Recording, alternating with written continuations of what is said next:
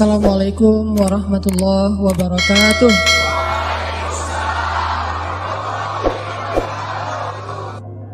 Kita akan ngebahas teknis untuk bisa menghijrahkan status dengan melobi langit, dengan doa. Kan katanya doa itu bisa mengubah takdir, benar? Benar nggak tuh? Allah yang mengubah takdir dengan doa. Jadi bukan doa mengubah takdir, tapi Allah mengubah takdir dengan doa. Dan takdir itu bisa dirubah-rubah, suka-suka Allah dong. Orang Allah yang nulis takdir, yamhullahu ma yasha'u wa yuthbit, kata Allah. Allah bisa menghapus apa yang Dia tulis dan bisa menetapkan. Jadi nggak usah pesimis, nggak usah putus asa dulu. Wah, kayaknya memang takdirnya nggak bisa, orang yang jahat kayak saya, yang pernah punya masa lalu yang kelam, nikah dengan akhwat yang hafizoh dari pesantren apa gitu, kan kayaknya takdirnya nggak. Wal hafizin, wal hafizat, gimana sih? Wal hafizin, gimana sih ayatnya? Saya jadi lupa. Orang yang soleh, orang yang menjaga diri dengan orang yang menjaga diri, orang yang soleh dengan orang yang soleh. Atau yibin litoyibat, maaf, atau yibin litoyibat. Orang yang baik ketemu orang yang baik. Tapi kan saya mah orangnya udah keburu nggak baik duluan. Sekarang lagi belajar jadi orang baik, tapi belum baik-baik amat. Sedangkan dia mah udah terpelihara dari dulu. Kayaknya kita mah nggak sekufu, nggak selevel, beda dunia. Yang satu dunia putih, satu dunia hitam. Ini gimana nih, nggak ketemu nih. Takdirnya mungkin kita emang nggak layak untuk dia, tetapi dengan doa Allah Subhanahu Wa Taala berkuasa untuk mengganti takdir.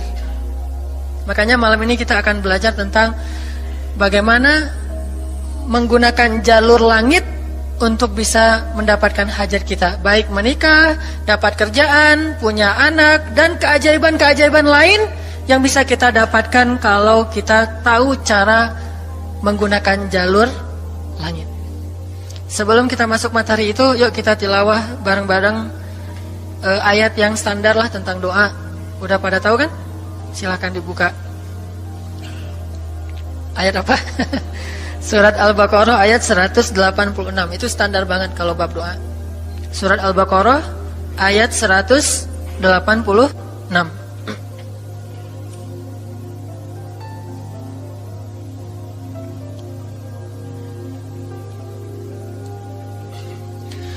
A'udzu billahi minasy syaithanir rajim. Enggak?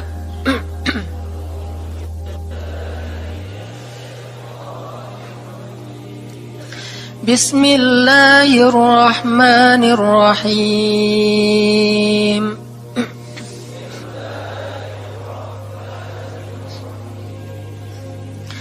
Wa idza sa'alaka 'ibadi 'anni fa inni qarib.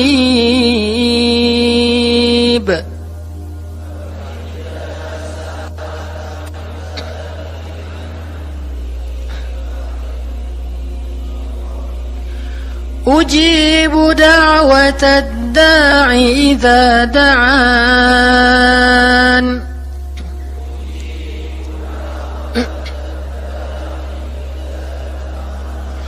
Falyastajibu li wal yu'minu bi la'allahum yarshudun.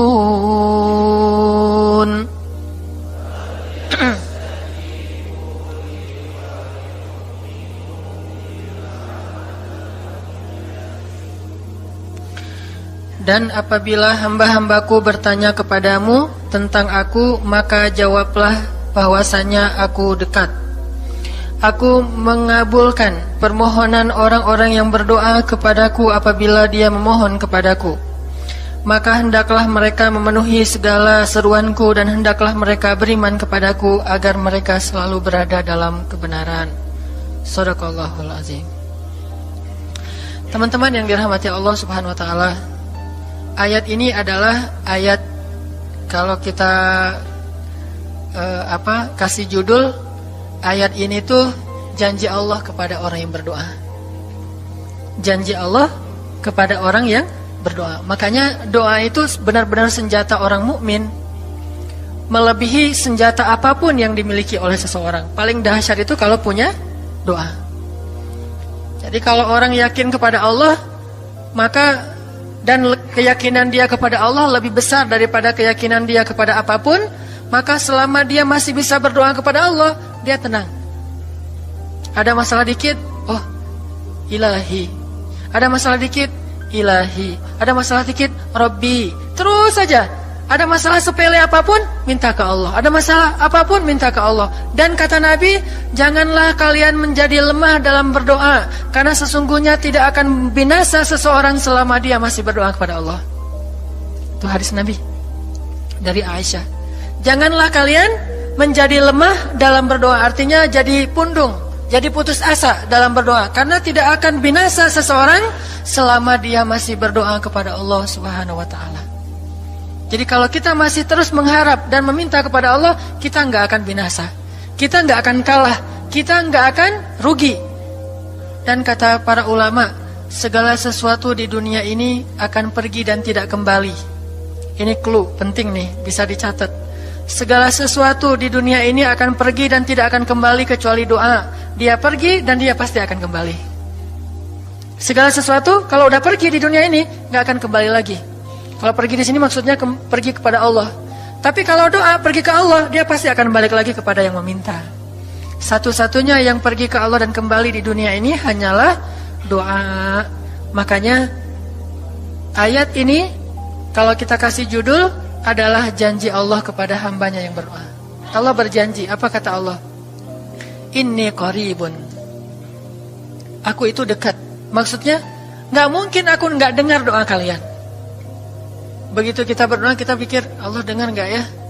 Jangan-jangan kok doa saya belum diijabah, kayaknya Allah gak dengar yang kemarin, saya harus keraskan lagi suara saya. Enggak, inni qarib. Arti inni qarib, aku itu dengar banget apa yang kamu ucapkan. Gak usah diucapkan, di dalam hati aja Allah udah dengar. Siapa yang pernah berdoa di dalam hati terus langsung Allah ijabah? Rasulullah. Coba teman-teman buka awal juz kedua,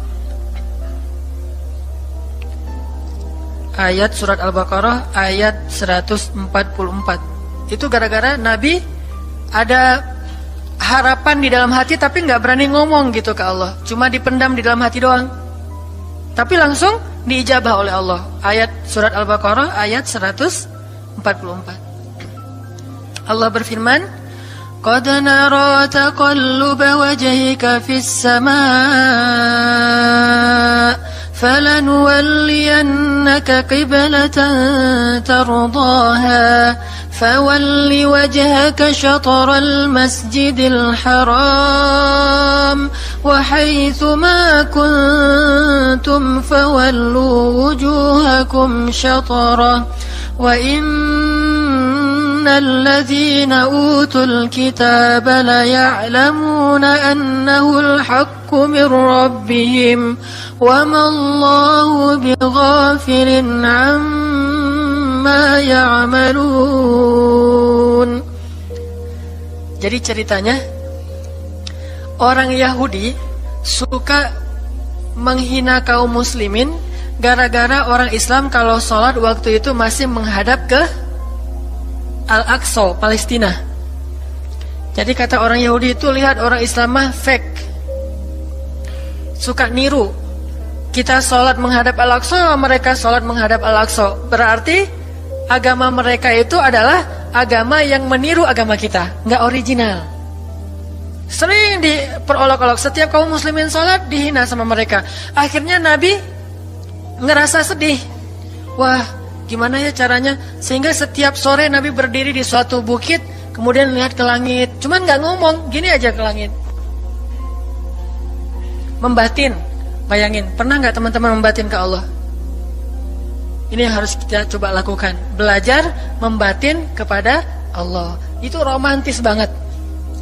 Jadi duduk sendiri, Allah, ngomong gitu dalam hati. Dan yakinlah ini qarib, Allah tuh dengerin. Jangan pikir saya kayak ngomong sendiri, kayak orang kurang waras. Enggak, Allah itu mendengar. Jadi kita batin aja sama Allah, ngomong dalam hati, ya Allah, saya tuh lagi gini, ada masalah. Ngomong dalam hati kita, please Allah, please, gitu ya. Nah, Itu kalau kita membatin, inni qaribun wa asirru qaulakum aw ijharu bih innahu alimun bidzatis sudur. Jadi Nabi nggak enak mau ngomong, ya Allah tolong dong pindahin kiblat dari Masjidil Aqsa ke Masjidil Haram. Soalnya daripada dikata-katain melulu sama orang Yahudi, mau ngomong kayak gitu tuh nggak enak sama Allah. Malu Rasul ke Allah. Masa kiblat aja minta dipindahin. Akhirnya Nabi cuma ngelihat ke langit aja tiap hari. Udah selesai pulang. Besok lihat lagi ke langit. Turunlah ayat ini. Sesungguhnya kami telah melihat bagaimana kamu selalu menengadahkan wajahmu ke langit. Maka kami palingkan kiblat ke arah yang kamu sukai. Coba lihat.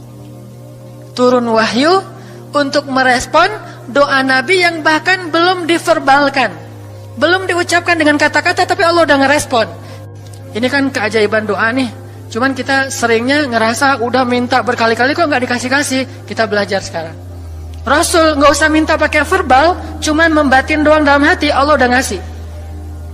Pernah nggak teman-teman ngerasa kayak gitu? Ada kepengen sesuatu, tiba-tiba terwujud. Pernah kan? Tapi kepengennya yang baik-baik. Pengen misalnya, aduh, saya pengen banget umroh, cuman mau ngomong kayak gitu mah, saya mah orangnya kayaknya nggak mungkin bisa umroh kalau ngandalin harta. Orangnya nggak mampu, kerjanya juga pas-pasan, gimana mau umroh untuk makan aja susah. Tapi pengen banget dalam hati kita. Dan itu rindunya tuh rindu banget. Setiap kali ngelihat video atau tayangan di TV tentang umroh dan haji, menitikkan air mata. Saking kangennya ke Baitullah. Allah tahu itu dalam hati kita. Tiba-tiba ada jalan. Ada aja jalannya. Dan bisa dikasih sedekah, bisa juga hadiah, bisa juga door prize, bisa juga macam-macam. Pokoknya ada jalan aja, tiba-tiba bisa umroh. Dan saya sering banget membawa orang umroh. Di antara jamaah itu selalu ada 1 atau 2 orang yang umrohnya itu miracle, keajaiban dari Allah. Ketika saya cari tahu alasannya apa, ternyata emang dia dari dulu pengen banget umroh, cuman nggak bisa ngandelin hartanya. Allah kasih jalan yang lain. Bukankah Allah itu memampukan yang diundang, bukan mengundang yang mampu? Kan itu yang sering kita dengar kan? Allah tidak mengundang yang mampu, tetapi memampukan yang diundang. Kalau udah Allah undang, pasti mampu. Kalau Allah nggak ngundang, walaupun dia mampu nggak akan bisa. Jadi Allah bukan mengundang yang mampu, tetapi memampukan yang diundang. Sehingga kita kalau hati kita kayaknya pantas diundang, Allah undang tuh. Begitu juga dalam urusan rezeki. Aduh, saya pengen kerjaan yang kerjaannya itu lebih halal, lebih nyaman, bisa sholat berjamaah tepat waktu, ada waktu juga buat keluarga, bisa juga berdakwah ke teman-teman. Akhirnya membatin kita itu karena kuat banget, Allah wujudkan. Ini artinya Allah qaribun, Allah maha dekat. Sehingga kalau kita pengen doa kita itu powerful, belajar dari as-siqah billah. Tips pertama adalah as-siqah billah. Percaya deh sama Allah. Percaya sama Allah. Jangan berdoa dengan ragu-ragu. Kayak kita datang kepada seseorang untuk minjem duit, tapi kita ragu, dia nih kayaknya orangnya susah kalau dipinjemin. Kalau minta dipinjemin gitu. Ini saya lagi ada masalah dikit nih, boleh minta bantu nggak? Apa? Gimana ya ngomongnya? Susah ngomongnya tuh, ragu-ragu gitu kan ya. Akhirnya kita ngomongnya tuh nggak enak, nggak nyaman, membuat dia juga ngasih ke kita juga ragu-ragu. Akhirnya nggak nyaman tuh hubungan kita sama dia. Tapi kalau kita yakin banget sama dia orangnya baik, kalaupun dia nggak ngasih dengan cara yang kita minta, kita yakin bahwa dia tuh pasti akan nolong kita. Sehingga kita akan curhat masalah kita itu dengan tulus.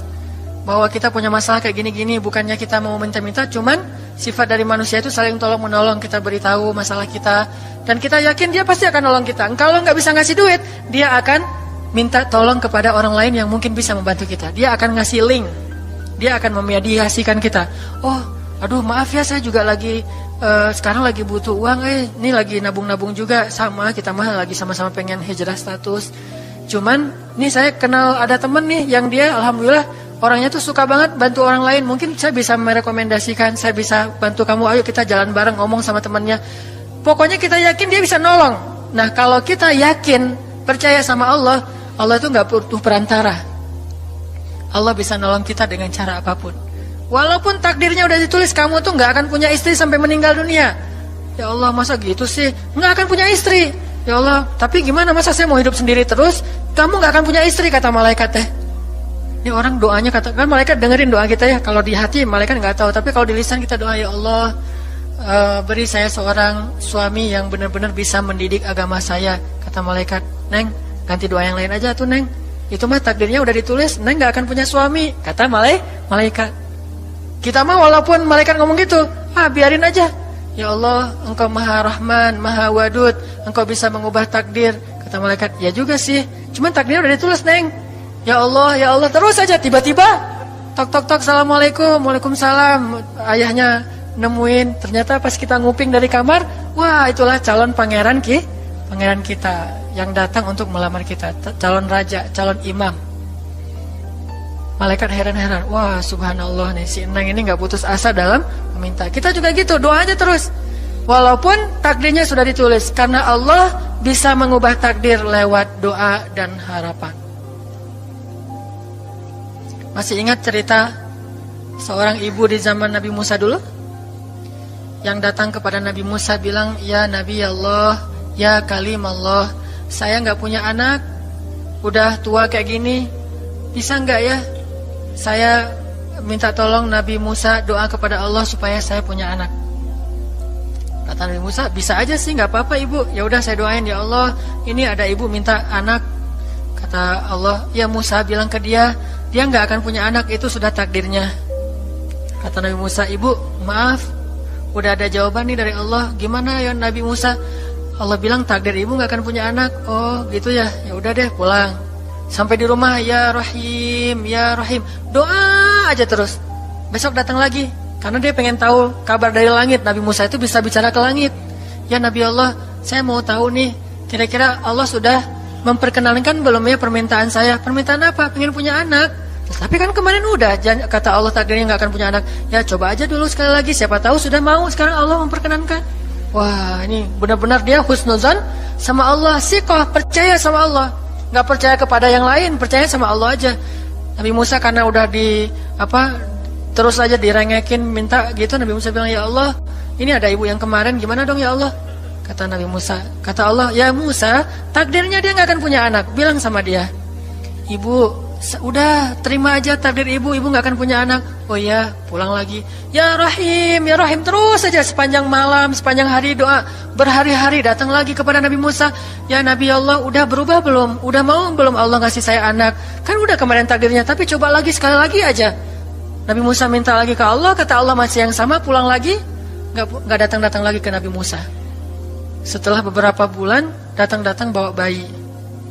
Assalamualaikum, sudah semangat sekarang, beda gitu ya. Kalau dulu Assalamualaikum, melas gitu ya. Sekarang Assalamualaikum, hai Nabi Musa. Kata ibu, ibu yang kemarin? Ya itu siapa? Anak saya. Anak ibu? Anak kandung maksudnya, bukan nyuri. Nggak, anak kandung saya ini Nabi Musa. Wah, Nabi Musa nggak wah sih, subhanallah kalau Nabi Musa.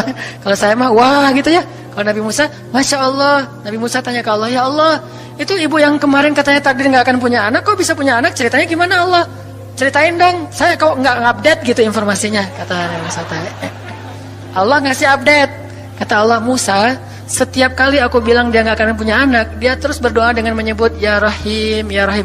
Allah itu kan senang banget dipuji, dan Allah lebih berhak untuk dipuji. Kalau kita senang dipuji gak baik, kalau Allah senang dipuji emang punya hak untuk dipuji kan. Allah senang dipuji. Dia bilang Ya Rahim, kamu bilang gak akan punya anak, dia bilang Ya Rahim, terus saja berharap. Wahai Musa, sesungguhnya rahmatku mendahului takdir. Rahmatku mendahului takdir. Akhirnya dengan sifat Rahim, Allah mengubah takdir ibu ini. Walaupun secara ilmiah gak mungkin punya anak karena sudah menopause, tetapi Allah yang memiliki kekuasaan atas segala sesuatu. Nah, tips pertama adalah kalau kita pengen doanya powerful, melahirkan mukjizat dan keajaiban, adalah at-thiqah billah, harus percaya sama Allah. Pertama, percaya bahwa Allah Subhanahu wa taala itu maha kuasa mengubah apapun yang Dia kehendaki. Apa yang Allah ingin, masya Allah, kan pasti terjadi. Wa man lam yasha lam yakun. Kalau Allah nggak pengen, nggak akan terjadi. Jangan suuzon sama Allah terus bilang, nggak enak banyak minta, amal saya sedikit, mending saya beramal aja, nggak usah banyak minta. Jangan memperlakukan Allah seperti kita memperlakukan makhluk. Orang kalau kita banyak minta, dia akan kesulitan. Lama-lama dia akan merasa terganggu. Tapi Allah kalau nggak diminta, dia marah. Manusia kalau kita minta banyak-banyak, dia marah. Allah kalau kita nggak minta, dia malah marah. Masya Allah ya, luar biasa. Allah tuh senang banget kalau hambanya meminta. Sehingga di antara hamba yang paling Allah cintai, di antara hamba-hambanya, hamba yang paling banyak menengadahkan wajah dan telapak tangannya. Ilahi, ilahi. Minta sama Allah, Allah tuh suka banget diminta. Orang yang suka meminta itu bahasa Arabnya awwahun. Inna Ibrahim la'awwahun halim. Ibrahim itu hamba yang awwahun halimun. Awwah, halim. Halim itu artinya menahan amarah. Awwah, da'a. Da'a artinya banyak berdoa. Kalau da itu berdoa. Kalau da'a senang banget doa. Ada masalah dikit, ilahi, Rabbi, ngadu aja ke Allah, manja gitu. Dan Allah tuh senang banget dengan hamba yang kayak gitu. Sehingga sampai Nabi mengatakan, mintalah kepada Allah walaupun cuman garam. Garam aja minta ke Allah. Sepele banget masalah kita. Ya Allah, mudah-mudahan nanti gak macet ya. Minta sama Allah. Kok macet ya Allah? Ya biar kita sabar. Udah tahu jam macet berangkatnya telat gitu ya. Jangan salahin Allah. Tapi minta, bilang, biasakan kita tuh komunikasi sama Allah dengan manja. Ya Allah, mudah-mudahan saya bisa jawab ujiannya. Udah belajar sih ya Allah, cuma gak tahu kan semuanya di tanganmu. Minta ke Allah. Bismillahirrahmanirrahim. Makan ya Allah, ini rezeki darimu. Makasih ya. Makan. Kalau bahasa lainnya makasih, alhamdulillah. Alhamdulillahilladzi at'amani hadza wa razaqanihi min ghairi haulin minni wala quwwah. Hafal tuh? Kalau enggak hafal udah aja bismillah lah. Alhamdulillah gitu. Bismillah ya Allah, Masya Allah ini rezeki darimu. Udah selesai makan, udah sendawa gitu. Alhamdulillah, Allah baik banget. Ngomong sama Allah, sering-sering komunikasi sama Allah. Dan Allah itu wa huwa ma'akum aina ma kuntum. Dia bersama kalian dimanapun kalian berada. Bersama ya, bukan ada. Kalau ada itu beda. Allah di mana-mana itu beda. Tapi Allah bersama kalian itu artinya Allah melihat, Allah mendengar, Allah menyaksikan, Allah mencatat, Allah maha menilai bersama kita. Kalau ada, dia bertempat. Sehingga nanti kalau ada anak bilang, "Mah, Allah di mana?" Allah ada di mana-mana, Dek. Ntar dia malah karena cerdas, kalau gitu di WC juga ada, kan nggak boleh kan? Ini jawaban yang keliru, kurang filsafat. Allah itu bukan ada di mana-mana. Allah bersama kita dimanapun kita berada. Itu beda. Kalau bersama, ma'iyah artinya Allah melihat, menyaksikan, mendengar, menghargai dan terus memelihara dimanapun. Sehingga nggak usah khawatir bahwa ini mah nggak di masjid, nggak apa-apa. Selama bukan di tempat yang najis seperti di kamar mandi atau di mana yang tempat-tempat yang nggak boleh, kita itu mah nggak. Tapi yang di tempat yang umum, di pasar, di jalan, lagi di kendaraan, di dalam masjid, di luar masjid, Allah, ilahi, Rabbi. Kalau perlu lebih manja lagi, pakai irama dikit. Allah, gitu. Kayak orang manggil temennya gitu. Atau kita miss call Allah dulu. Ya Allah, udah nggak ngomong apa-apa. Itu miss call. Miss call Allah. Ngapain miss call? Caper, kangen sama Allah. Allah gitu lagi. Itu zikir kan? Allah, Allah, Allah. Kata Allah, ada apa hambaku? Allah lagi terus aja Allah. Di miss call berkali-kali, pas Allah buka, wah 100 miss call. Allah 100 kali zikir. Udah 100 kali miss call, Allah yang telepon balik. Ada apa hambaku? Wah, ditelepon sama Allah. Lewat kejadian-kejadian hidup, tiba-tiba ada kejutan dari Allah. Langsung bilang sama Allah, thanks Allah. Kan romantis tuh sama Allah. Jangan cuma sama cewek doang bilang thanks, segala macam bahasa-bahasa yang keren. Sama Allah juga harus keren. Tapi setelah thanks, alhamdulillah, karena itu yang paling baik. Intinya harus percaya sama Allah. Allah tuh senang banget didoain, jangan kita berdoa kepadanya gitu. Allah tuh senang. Terus makna percaya sama Allah juga, kita percaya bahwa Allah itu nggak akan ngecewain orang yang berdoa. Ujibu da'watad da'i idza da'an. Aku pasti mengijabah doa hamba-hamba yang berdoa kepadaku. Enggak usah khawatir, pasti diijabah. Tapi kok masih belum aja Ustaz? Nah, kita harus belajar apa itu makna diijabah. Jangan-jangan Allah udah mengijabah, kita enggak ngerti. Kayak ada analogi tentang orang yang tenggelam, terus dia meninggal sambil menuduh Allah, Allah kok nggak nolong saya? Bukankah aku sudah mengirim pelampung? Jadi pelampung itu cara Allah menolong kita. Kita berharap ditolongnya tiba-tiba selamat aja di pantai. Nggak kayak gitu. Allah punya cara, sehingga kita harus belajar memahami maksud Allah. Allah maksudnya apa? Di antara cara Allah mengijabah, kata para ulama, satu, Allah mengijabah persis seperti yang kita minta. Dua, Allah mengijabah yang lebih baik dari yang kita minta. Yang ketiga, Allah kalau nggak ngasih persis, ngasih yang lebih baik, dikasih di akhirat. Bahkan itu lebih keren daripada di dunia. Kok di akhirat sih? Ntar dulu. Akhirat itu jaraknya nggak jauh dengan kita, cuma 60 tahun. 60 tahun tuh cepat banget loh. Sekarang rata-rata usianya berapa? Bahaya kalau nanya usia. Kalau saya mah udah setengah, udah 30-an tahun. Teman-teman pasti masih 17 ya. Angkat tangan yang 17. Nggak ada. Di bawah 20 tahun, di bawah 20 tahun. Yang di atas 40. Gue nggak berani angkat tangan, ada sih. Artinya waktu 60 tahun itu nggak lama, sebentar doang. Jadi analoginya gini, kita lagi kuliah, pengen nikah. Terus kita naksir sama seorang cewek cantik banget. Dan saking cantiknya sampai kita cuma bisa bermimpi. Wah, saking cantiknya kayaknya nggak mungkin banget buat kita. Tiba-tiba ayahnya bilang, "Dek, kamu senang sama anak saya?" "Yang mana, Pak?" Masih nanya yang mana, takutnya yang tadi kebalik. Ini yang lagi kuliah, yang namanya si Fulanah misalnya, sebutlah namanya Nisa apa gitu ya. Terus dia bilang, "Boleh, Bapak setuju kamu nikah sama anak saya, tapi ditunda dulu sampai kamu lulus kuliah." Kita seneng gak tuh? Sampai lulus kuliah, gak apa-apa. Masa kita bilang, "Gak mau Pak, kalau lulus kuliah mending gak usah deh, saya mau yang sekarang." Pasti gak gitu kan? Karena kita tahu ini cantik banget, keren banget, soleha banget, idola banyak cowok-cowok di kampus, dikasih buat kita. Syaratnya cuma satu, tunggu lulus kuliah 4 tahun lagi. Pasti kita akan sabar banget menanti itu. Gak mungkin kita bilang, "Pak, Bapak kalau nawar yang serius dong, 4 tahun mah lama tuh Pak." Yang kedua, tips supaya doa kita powerful. Kalau doa sama Allah itu yang romantis. Bahasa Arabnya munajat, curhat sama Allah.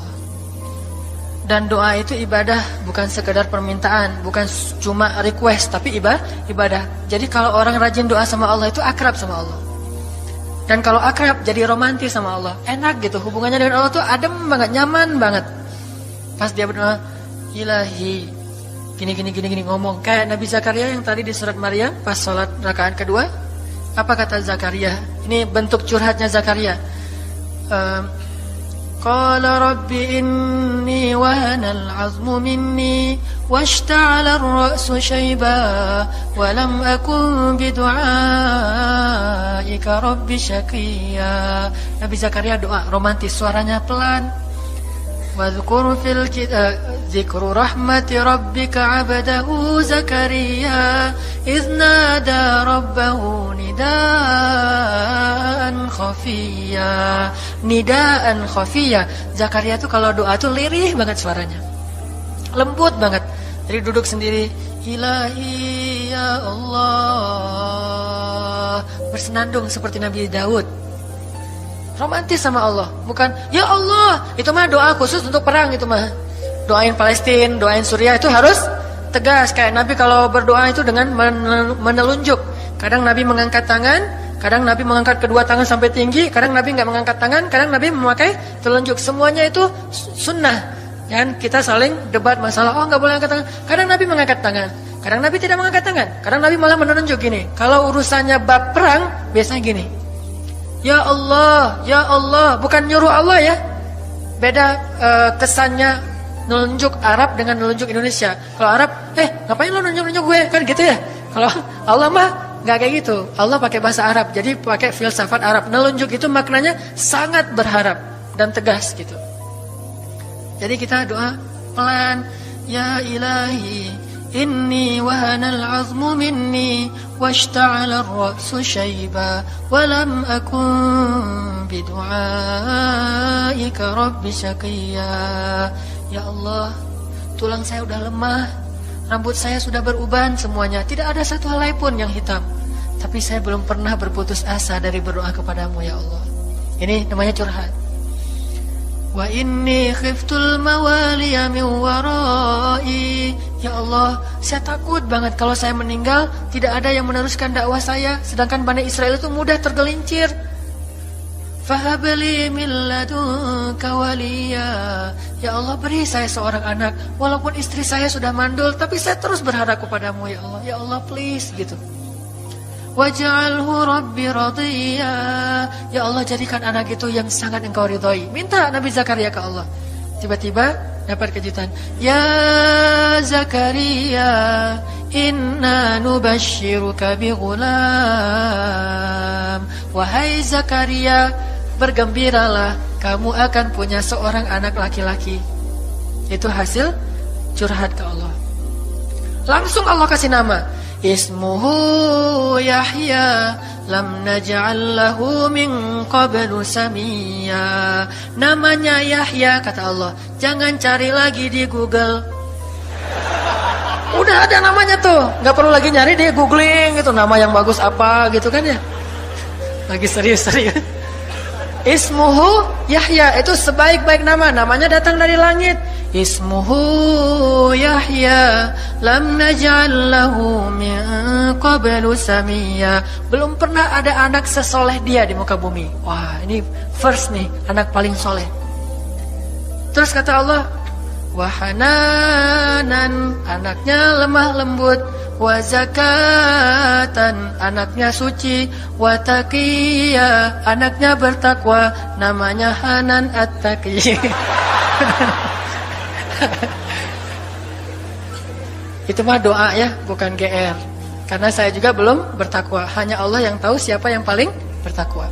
Terus apalagi sifatnya? Wa barram biwalidayhi, anaknya sangat berbakti kepada orang tua. Allah kasih spesifikasi anak yang Allah pengen ngasih ke Zakaria. Itu luar biasa sifat-sifatnya. Wa barran biwalidayhi, enggak pernah nyakitin orang tua. Walam yakun jabbaran 'asiyya, enggak pernah berlaku kasar, tidak pernah bermaksiat, enggak pernah berdosa tuh Yahya. Wassalam, Allah menjaga dia. Wassalamun alaihi yauma wulida, Allah jaga dia ketika dia lahir. Wa yauma yamutu, ketika dia wafat. Wa yauma yub'atsu hayya, ketika dia dibangkitkan. Wah, ini dijamin dunia akhirat sama Allah. Hasil munajat. Allah kasih kejutan yang paling istimewa. Makanya bermunajatlah kepada Allah. Ya Allah, titikan air mata, ngomong sama Allah masalahnya apa. Ya Allah, saya pengen nikah banget. Bukan apa-apa ya Allah, saya pengen punya keturunan yang soleh-solehah. Saya pengen sholat berjamaah waktu tahajud. Saya pengen diimami oleh seorang imam yang baik bacaannya, yang soleh. Saya pengen mendidik anak saya berdua dengan pasangan saya. Saya pengen, yang baik-baik sebutin. Pengennya kita, hajat kita itu apa. Cuman ya Allah, saya kurang modal. Ngomong Allah kayak gitu. Gak apa-apa pakai gaya-gaya kita sendiri, gaya Sunda, gaya apa, bebas lah. Ya Allah, kurang modal banget, gimana nih ya Allah, tapi kan engkau maha kaya ya Allah, bilang gitu. Dan Allah akan mengatakan, lihat hambaku memujiku. Kan kayak kita bilang, alhamdulillahi rabbil alamin. Allah bilang, hambaku memujiku. Ar-Rahmanir Rahim, hambaku mengagungkanku. Maliki yaumiddin, hambaku gimana sih hadisnya tuh, kan gitu kan ya. Allah merespon setiap ucapan hambanya. Jadi kita bilang, tapi kan engkau maha kaya ya Allah. Oh iya benar. Cuman saya belum juga nemu siapa calonnya ya Allah. Nah, tapi kan engkau maha tahu ya Allah. Oh iya. Nanti Allah tiba-tiba dalam mimpi disebutin gitu. Wah, jelas spesifikasinya, wajahnya kayak gini, senyum-senyum ke kita di dalam mimpi gitu ya. Terus kasih kartu nama. Pas kita bangun ternyata kartu namanya ada di tangan kita. Cie, kayak di film. Bisa gitu. Tiba-tiba ke-save di HP kita ada nama yang saya perasaan gak pernah nge-save nomor ini deh. Malaikat yang nge-save. Itu semuanya mukjizat dari Allah. Gak usah khawatir. Allah punya cara. Tadi mah walaupun herai, tapi sebetulnya pesannya adalah Allah itu punya banyak cara untuk menolong hambanya. Tidak usah kita atur gimana caranya. Bukan kita yang mengatur caranya, kita hanya bermohon kepada Allah. Allah yang punya sekian banyak cara. Allah bisa pakai cara ilmiah, bisa cara yang tidak ilmiah, bisa cara yang berlawanan dengan ilmiah. Ilmiah itu kan ciptaan Allah. Jadi jangan mengukur dengan logika kita, tapi mengikhtiar dengan logika kita harus. Kalau ikhtiar harus ilmiah. Tapi kalau iman gak perlu ilmiah. Sakit, ikhtiarnya ke dokter, tapi yakinnya gak boleh yakin sama dokter. Ikhtiarnya seilmiah mungkin, tapi imannya gak boleh ilmiah, rabbaniyah. Allah berkuasa dengan ilmiah, tanpa ilmiah bertentangan dengan ilmiah. Allah bisa menciptakan seseorang dari ayah dan ibunya, bisa tanpa ayah tapi punya ibu doang seperti Isa. Atau bisa gak punya ayah, gak punya ibu seperti Adam. Allah bisa menciptakan onta dari induknya, bisa keluar dari batu seperti untanya Nabi Soleh. Allah maha kuasa, makhluk tidak kuasa. Minta sama Allah dengan harapan-harapan yang indah. Munajat. Ini sekarang coba kita dengar bagaimana munajatnya Nabi ketika pulang dari Taif.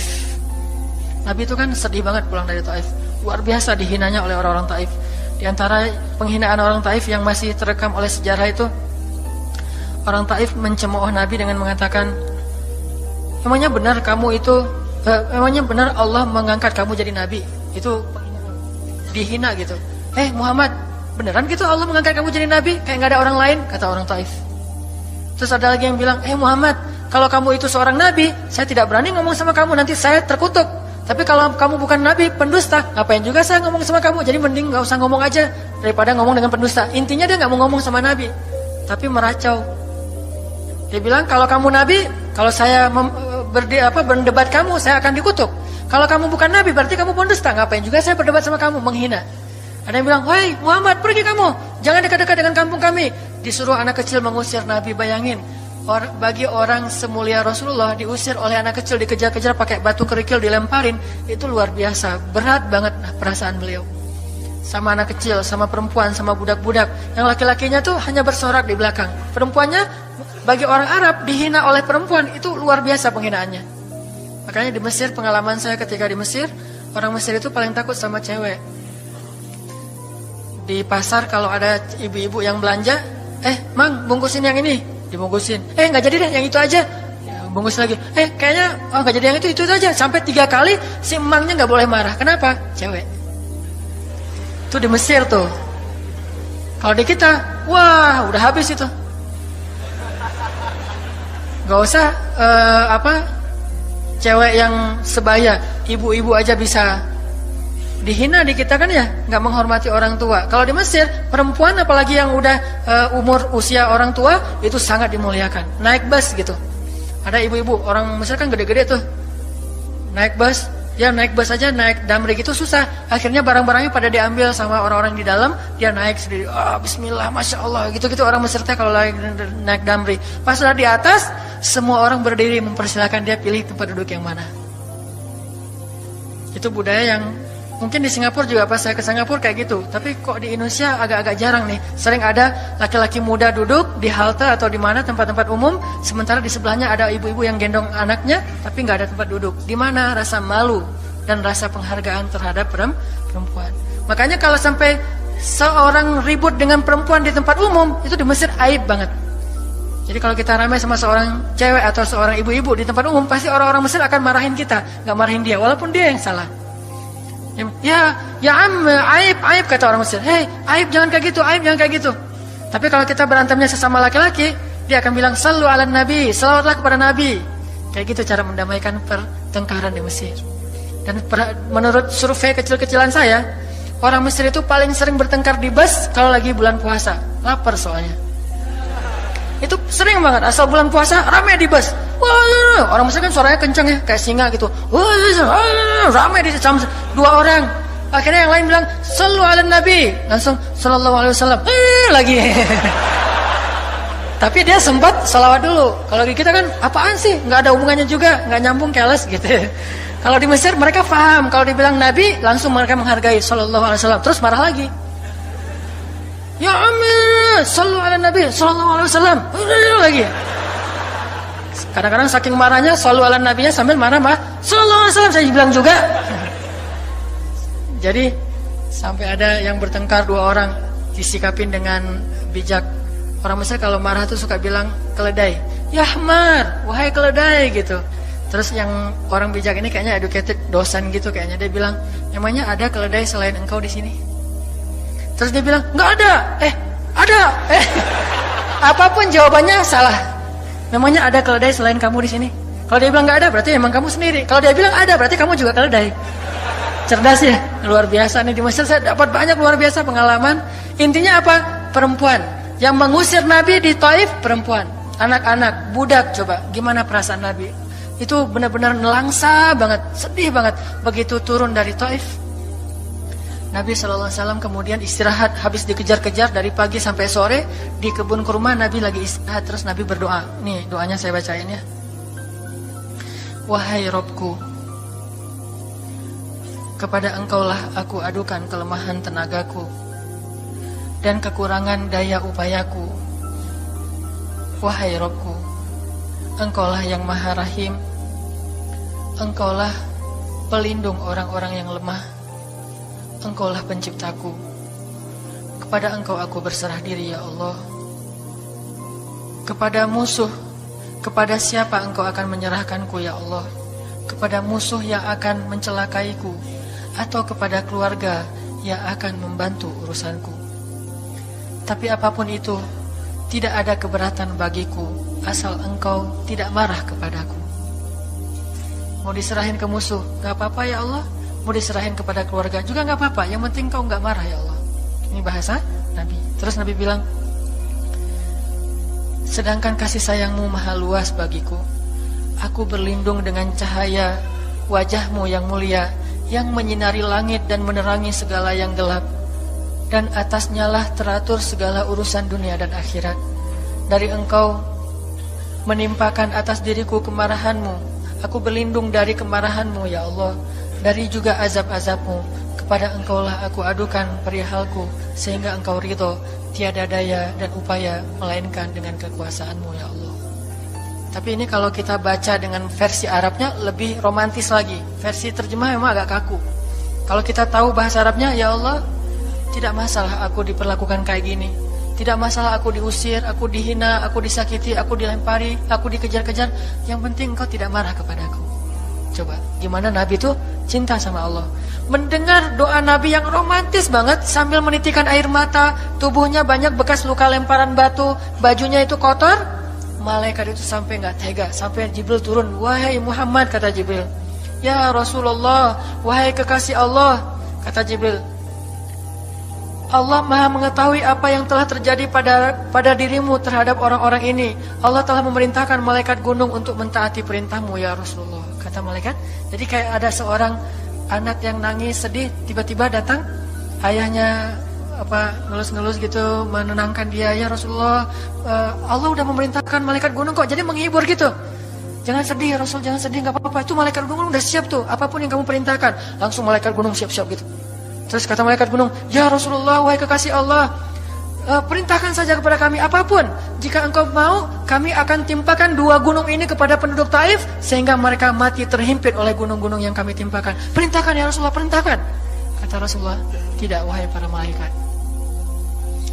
Kalaupun mereka tidak beriman hari ini, aku berharap kepada Allah, anak cucu mereka kelak akan beriman. Nabi gak sakit hati kepada orang Taif. Dan Nabi juga tidak marah kepada Allah ketika beliau diperlakukan oleh hamba-hamba Allah kayak gitu. Tetapi yang penting Allah jangan marah sama saya ya. Kalau bahasa kita mah, ya Allah maaf ya saya jadi kayak gini nih. Tapi Allah gak marah kan? Gitu banget tuh sama Allah. Coba, dia udah habis-habisan, kemudian belum berhasil dakwahnya, masih takut sama Allah. Kayak kita ngedakwahin teman kita, terus kita dicela sama teman kita, dimusuhi oleh teman kita gak marah sama dia, gak marah sama Allah, gak bilang Allah itu sih susah ya dakwah, gak ngomong kayak gitu. Ya Allah maaf ya dia belum menerima dakwah saya, ini pasti karena saya gak benar nih nyampainnya. Ya Allah jangan marah ya sama saya, besok saya coba lagi gitu sama Allah. Terus ke orangnya gak marah karena mungkin dia fa'innahum la ya'lamun, mereka tidak mengerti. Besok akan dicoba lagi, didakwahin lagi, diajak lagi, terus aja kayak gitu. Ini munajat Nabi kepada Allah SWT. Sehingga gara-gara munajat itu malaikat turun. Sama kayak munajat curhatnya Nabi Yunus. La ilaha illa anta subhanaka inni kuntu minadh zalimin. Subhanallah. Nabi Yunus tuh bermunajat di dalam perut ikan, lirih banget, suaranya tuh pelan banget. Tapi suara yang pelan itu menggetarkan arasy Allah Subhanahu wa taala. Kita udah teriak-teriak pakai mic, enggak ada yang bergetar. Nabi Yunus kalimatnya sederhana, tetapi dari hati banget, benar-benar curhat. Ya Allah, tidak ada ilah selain Engkau. Aku ini udah zalim terhadap diriku sendiri. Ya Allah, maafin saya, maafin saya. Subhanallah, subhanallah, Engkau maha suci, saya ini kotor. Engkau maha suci, saya ini kotor. Terus saja sampai suara Nabi Yunus di dalam perut ikan, di dalam laut yang dalam itu, menggetarkan arasy Allah di langit ketujuh. Tiba-tiba malaikat arasy bertanya, suara siapa ini ya Allah? Begitu indah, begitu lembut, meminta ampun kepadamu ya Allah. Kata Allah, itu suara hambaku Yunus. Apa yang dia minta ya Allah? Dia minta ampun kepadaku. Ya Allah, please ampunin dia ya Allah, please. Kata malaikat-malaikatnya. Semua malaikat meminta ampun untuk Yunus alaihissalam. Sehingga kemudian Allah mengatakan, ya sudah, aku ampuni dia. Tiba-tiba Nabi Yunus diselamatkan. Curhat sama Allah. Kalau ada masalah, bilang ke Allah. Apapun, ya Allah. Duduk sambil bersandar di pohon. Ya Allah, coba buka surat Al-Qasas. Gimana Nabi Musa itu suka curhat kepada Allah. Surat Al-Qasas, surat 28 ya. Ayat nih ya. Ayat 16 coba. Ketika Nabi Musa nggak sengaja bunuh orang Kipti, Egyptian. Rabbi, ini zalamtu nafsi, faghfirli ya Rabbi. Ya Rabbi, saya tuh udah zalim, maafin saya ya Allah, ampuni saya. Ada masalah dikit, ngomong ke Allah. Habis ada kesalahan, ngomong ke Allah. Terus dia bilang lagi, Rabbi, ayat 17, bima an'amta alayya falan akuna zahiran lil mujrimin. Ya Allah, janganlah Engkau jadikan aku termasuk orang-orang yang berdurhaka atau berbuat dosa. Udah. Terus ada masalah lagi. Nabi Musa diusir dari Mesir, dikejar-kejar sama tentara Firaun di ayat 21. Apa kata Musa? Rabbi, najjini minal qaumiz zalimin. Ya Rabbi, selamatkan saya dari orang-orang yang zalim. Ngomong lagi ke Allah. Udah, Nabi Musa pergi sekarang. Kemana perginya? Dari Mesir ke Yordania, Madian kalau bahasa dulu. Pergi tuh. Begitu pergi ke Madian, bilang lagi ke ayat 22. Asa Rabbi ayyahdiyani sawa asabil. Mudah-mudahan Allah kasih saya jalan ya. Ya Allah, tunjukin dong saya jalan harus kemana nih. Saya nggak tahu harus kemana larinya. Allah tunjukin. Jalan sampai ke Madian. Begitu udah selesai adegan menolong dua orang perempuan yang sedang memberi minuman ternak, Nabi Musa capek kan? Udah seharian jalan, kemudian kurang makanan, sendiri, nggak jelas negeri yang beliau tuju. Akhirnya beliau bersandar di sebuah pohon di ayat 24. Terus beliau mengatakan, Rabbi, inni lima anzalta ilayya min khairin faqir. Ya Allah, saya butuh banget kebaikan darimu ya Allah. Saya sekarang lapar, saya haus, saya nggak punya tempat tinggal. Saya sangat butuh kepada kebaikan darimu. Bilang ke Allah. Tiba-tiba habis doa kayak gitu, datanglah cewek itu dengan malu-malu kan. Ayat berikutnya, ternyata cewek itu adalah bakal jadi istri Musa. Jadi kalau ada apa-apa bilang ke Allah. Gak sengaja ngelihat Instagram, oh ada yang cantik, Rabbi, yang ini nih, yang saya gak sengaja gitu. Tapi jangan dikepoin ya, dan jangan terlalu lama ngelihatnya, sekilas saja. Atau minimal kalau nggak yang ini, yang kayak gini ya Allah, ya Allah, gitu. Ngomong nanti ketika selesai sholat. Makanya banyak-banyak doa sama Allah. Dan yang romantis, yang lembut, banyak-banyak berzikir. Jadi sebelum doa itu tasbih dulu. Tasbihnya dengan bahasa yang kita nyaman. Subhanallah, subhanallah boleh. Atau dinyanyikan juga nggak masalah dengan suara yang baik. Bukankah Nabi menyuruh kita menghiasi Al-Quran itu dengan suara kita? Dan diantara isi Al-Quran adalah zikir. Kita bisa bilang Subhanallah, Subhanallah, Subhanallah. Coba kayak gitu malam hari sendiri. Pasti orang yang lewat dekat rumah kita bakalan lari gitu ya, dikirain ada suara. Malam hari zikir di kos-kosan gitu, pada teman-teman pada kabur semuanya. Dikirain ada yang gentayangan. Subhanallah, subhanallah, subhanallah. Jadi kalau teman-teman bersiul, bersiullah dengan zikrullah. Daripada kita bersiul dengan lagu-lagu yang misalnya hanya irama biasa kan ya. Saya udah gak hafal ya lagu-lagu terbaru. Yang dulu-dulu mah yang saya tahu paling kau hancurkan hatiku, hancurkan ya. Nah gitu aja bersiulnya di mobil, kau hancurkan hatiku. Mending kita subhanallah, subhanallah, subhanallah, subhanallah, subhanallah, subhanallah. Biasain aja bersiul dengan nama Allah. Itu namanya miskolin Allah. Sehingga nanti Allah akan melihat, wah ada hambaku nih menyebut-nyebut nama aku, kan di miskol tuh caper dulu. Udah gitu baru ya Allah, baru minta sama Allah. Jadi, kalau kita mau munajat, mau romantis, mau curhat sama Allah, sebut nama Allah, agungkan kebesaran Allah, berselawat kepada kekasih Allah yaitu Rasulullah sallallahu alaihi sayyidina Muhammad. Mau pakai sayyidina mangga, enggak pakai sayyidina mangga, yang penting jangan ribut bab sayyidinanya. Mau doa aja, enggak ada tuh sayyidina, rame kan? Enggak ini berdoa ada jadi debat kan ya? Komen, udah aja enggak masalah. Mau pakai sayyidina mangga, enggak pakai sayyidina juga enggak masalah, tergantung mazhab. Ada yang nyaman harus pakai sayyidina karena saya cinta sama Rasulullah. Ada yang nyaman saya justru karena cinta sama Rasulullah, enggak mau nambah-nambah kayak gimana Nabi mengucapkan aja, mangga. Yang penting salawat. Allahumma sholli ala Muhammad, Allahumma sholli ala sayyidina Muhammad. Baru minta, ya Allah saya lagi ada masalah gini nih ya Allah, sebutin, curhat sama Allah. Dengan demikian doa kita akan diijabah insyaallah. Tapi ini baru berapa nih? Baru 2 ya. Ada beberapa tips untuk doa yang powerful, insyaallah ini akan kita lanjutkan